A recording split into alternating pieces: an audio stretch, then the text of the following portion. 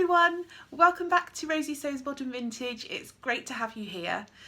Today I've got a few interesting things to show you. I'm going to talk about all of the clothes that I've been making sort of second half of September, first half of October, because I've been quite busy with quite a few projects, so stay tuned.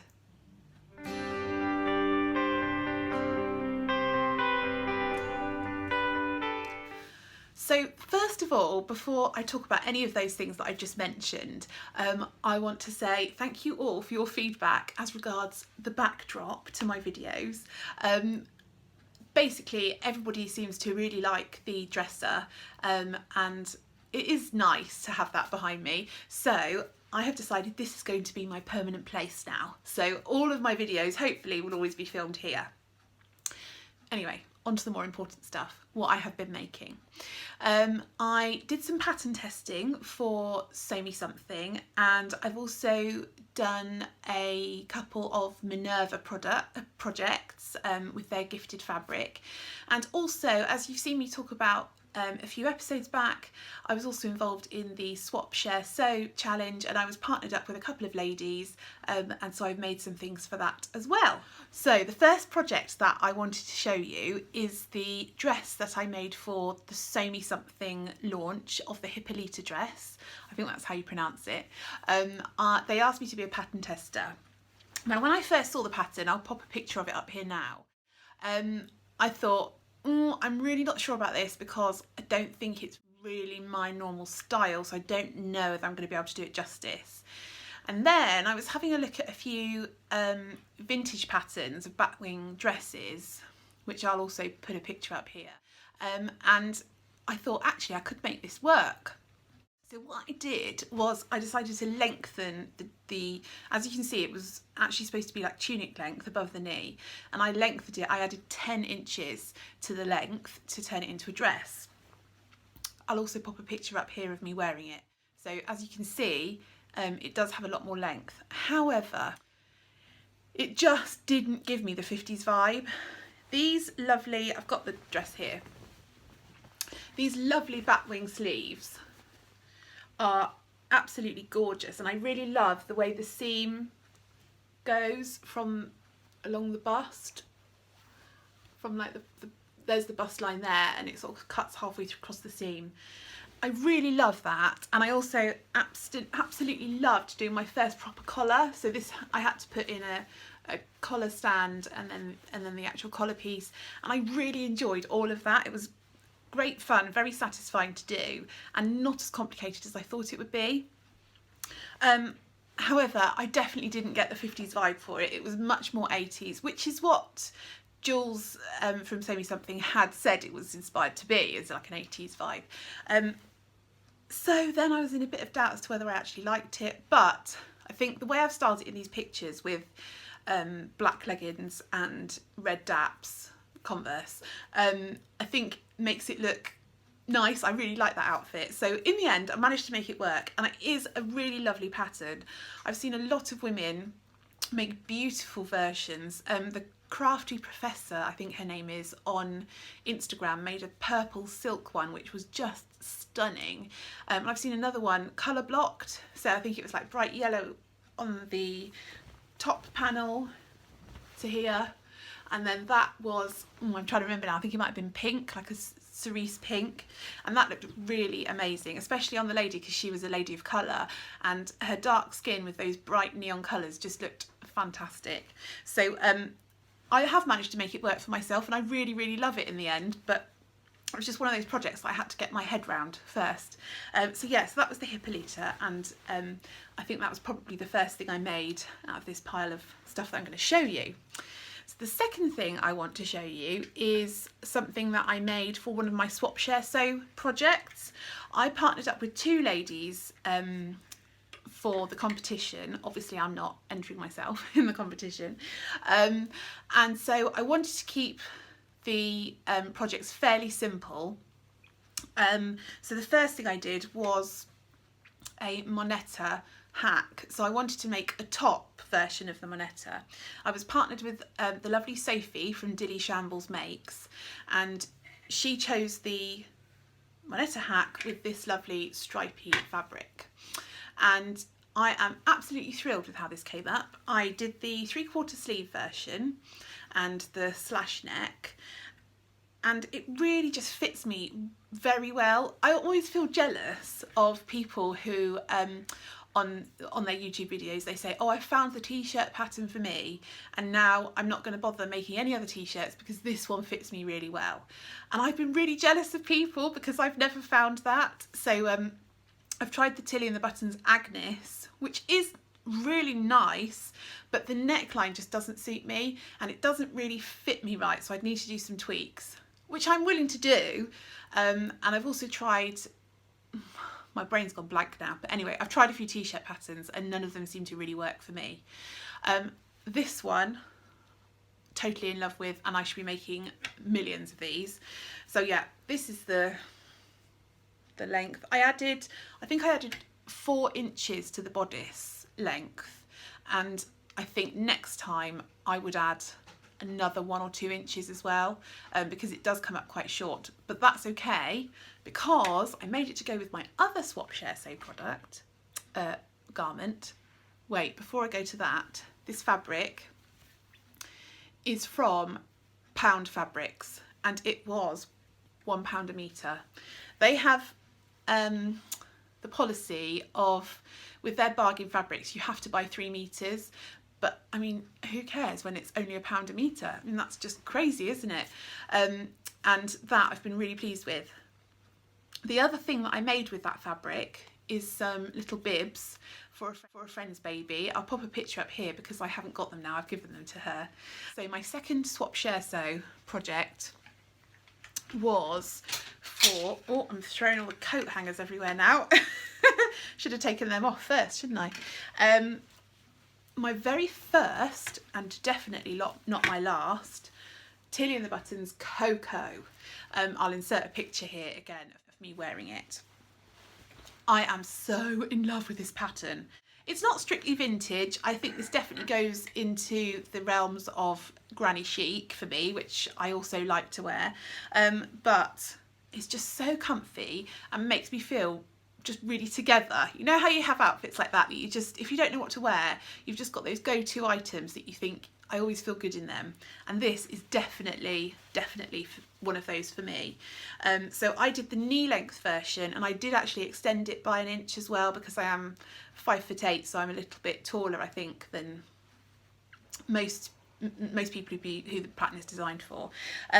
But the really nice thing about it is that I have incorporated a lot of the lovely bits that Lindsay from Stitch Create Love, who was my second swap partner, sent to me.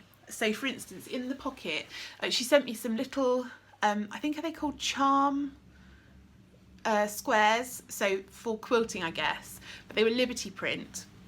I don't really do a lot of quilting, so what I decided to do was sew them together and put them in the, as a facing on the inside of the pocket, on the front, underneath the buckles. So that's really nice. So when I pop anything in there, I always think of her when I see that. And then also, if you follow me on Instagram, you would have seen she also sent me some lace, which I was able to put on the back of the pockets. And again, I just really love that. It's so unique and just makes me think of Lindsay. And then I also incorporated somebody else's fabric because recently I met up with Nora, the Specky seamstress, and we did a little fabric swap, just of some bits that we thought each other might like that we maybe weren't going to use, and she gave me a fat quarter of this fabric, so I've been able to do all of the inside facings, front and back, with this lovely quilting weight cotton. And I'd have just enough. I had to kind of piece everything together a little bit, but it just went in. Can you hear that? That is my dishwasher. Sorry. It's all go here today. So yeah, so this is my Tilly Cleo and I absolutely love it.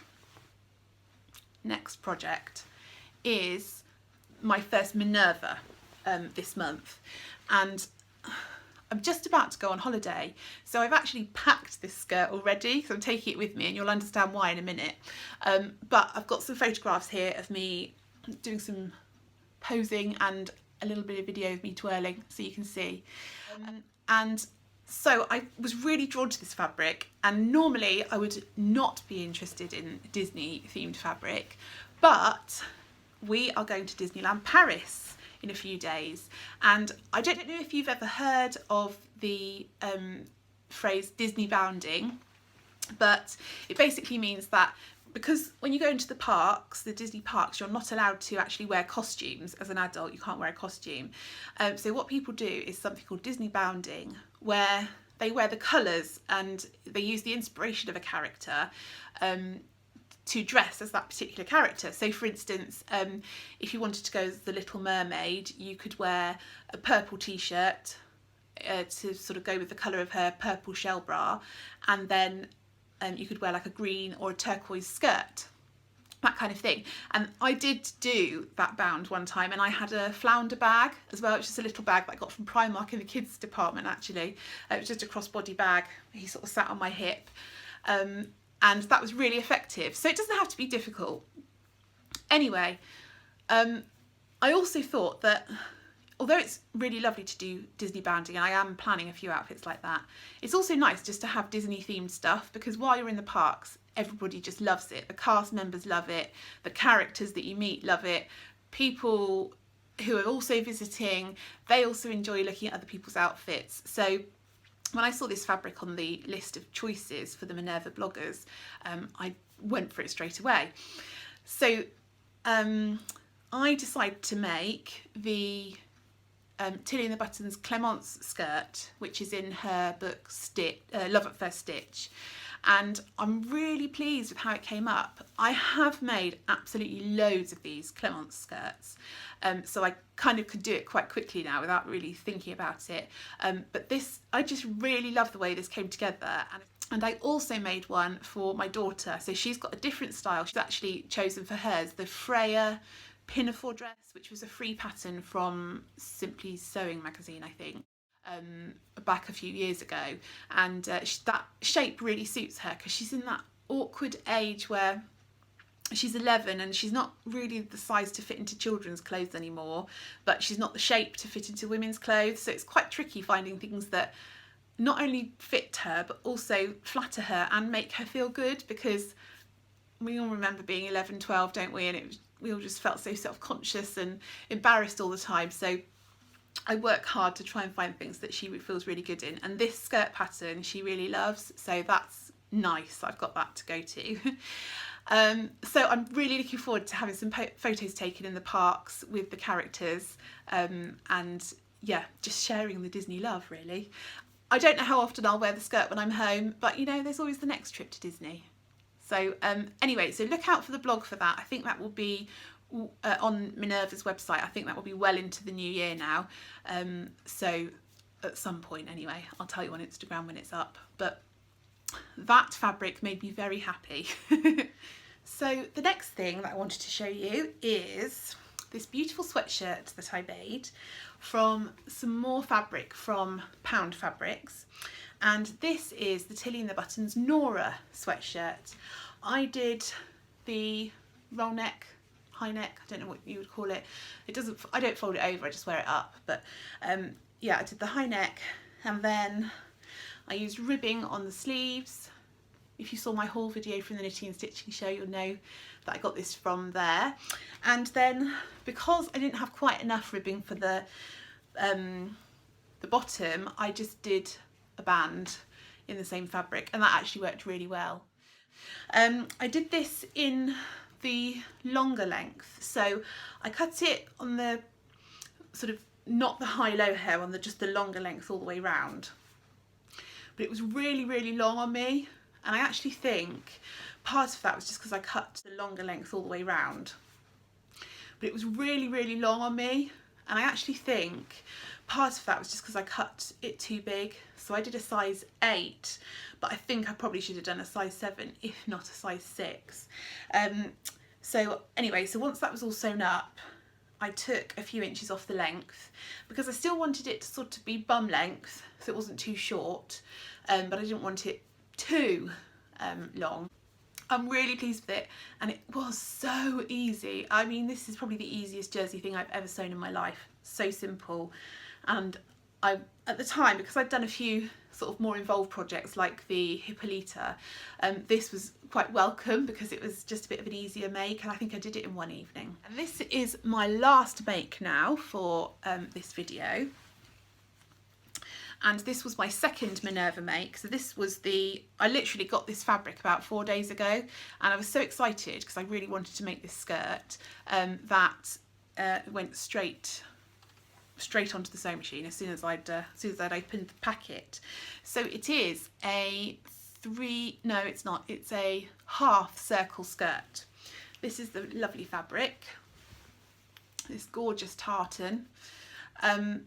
I've had tartan like this before and made pencil skirts, and I just really love the sort of the drape of it. It's just a polyester, and I thought actually it would look really nice as a full skirt. So I found sort of some information online and wrote myself out a little tutorial. And basically all you have to do is you take your waist measurement in inches and divide that by 3.14, which is pi. And then you fold your fabric in half, so selvage is down the side, fold it in half, and you measure the figure that you get from dividing your waist by 3.14. You measure it down one side from the corner that you folded over, down, and also across. And you do that sort of all the way from that corner so that you can then draw a curve. And then once you've done that, then you measure from that curve all the way around. You measure your length. So I wanted mine to be 33 inches long, so I just measured 33 all the way around and then drew a curve. And then all I had to do was cut the top curve out of my waist and the bottom curve out, which was my hem. And then you add a waistband, obviously. And it's one seam, and then the waistband added. I'm thrilled with how easy it was and how pretty it looked as well. I'll insert a picture here to see. And the last thing I did, which I'm ever so pleased about, is I just did a little covered button to go above the zip. I actually had to put a hook and eye as well because, well, anyway, I did. So anyway, but I'm really pleased with that because it means that it just got that little extra professional finish. So that's all from me today. Thank you so much for watching. If you would like to see more of my videos, then please do the thing that we always ask at the end of our videos. Please subscribe and also give this video a thumbs up. I would hugely appreciate it. I will see you very soon for another video, and in the meantime, happy sewing. See you, bye.